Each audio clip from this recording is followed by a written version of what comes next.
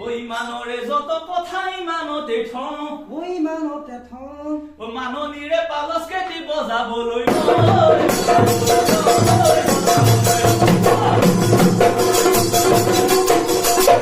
নমস্কাৰ প্ৰিয় দৰ্শক আপোনালোকক এনে এজন যুৱকৰ সৈতে চিনাকি কৰাই দিওঁ যিজন যুৱকে